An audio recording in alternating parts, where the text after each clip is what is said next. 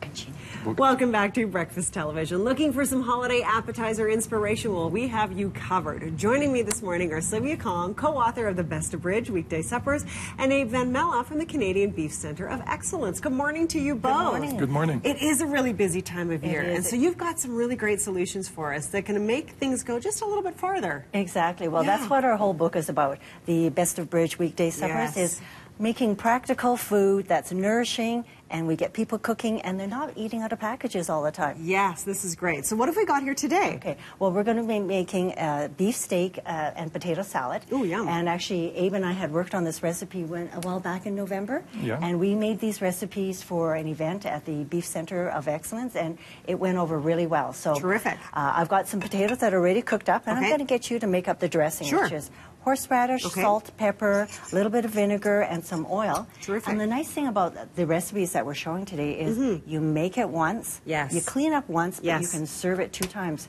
And even so better. This is a salad supper that we're going to be converting it into an appetizer. Oh, terrific. So if you make it one day and then Abe comes and barbecues the beef for you, then you've got something for appetizers for a party the next day. That is wonderful, because the less cleanup, the better, right? Yes. So Abe's going to tell us a little bit about the beef that we're using today. Okay.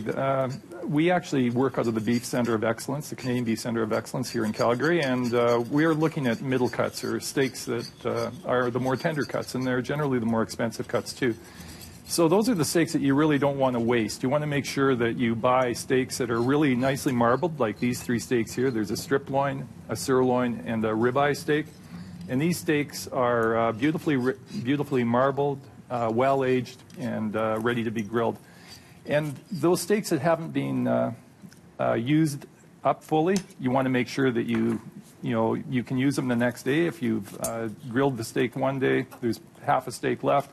Like in this case, we've got a half of strip loin left over.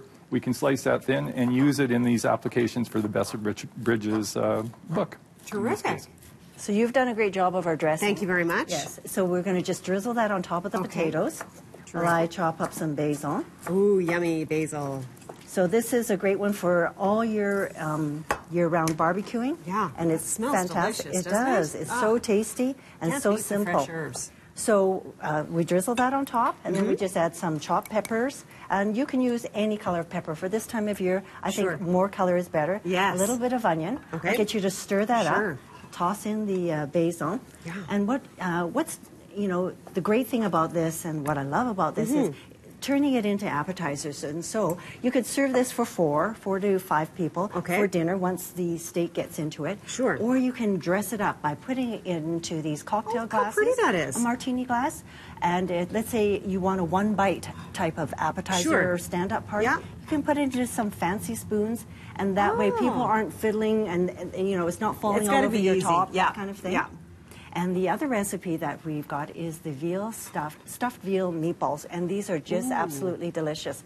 And they've got bocconcini inside. So this recipe, you make the same. You can make your recipe for dinner. Okay. And then you can portion a part of it out to make smaller meatballs, and then your leftover polenta that you didn't finish. Right. Either you can double up, or you can use your leftovers, and then it turns into little squares here, and you can serve that the next day. And who doesn't love a 2-for-1? Absolutely. You're saving time and money and energy. It's great. Yeah. So my co-author, Emily Richards, and I put these recipes together. We're both home economists. Yes. And we like practical recipes that are delicious, tasty, and simple.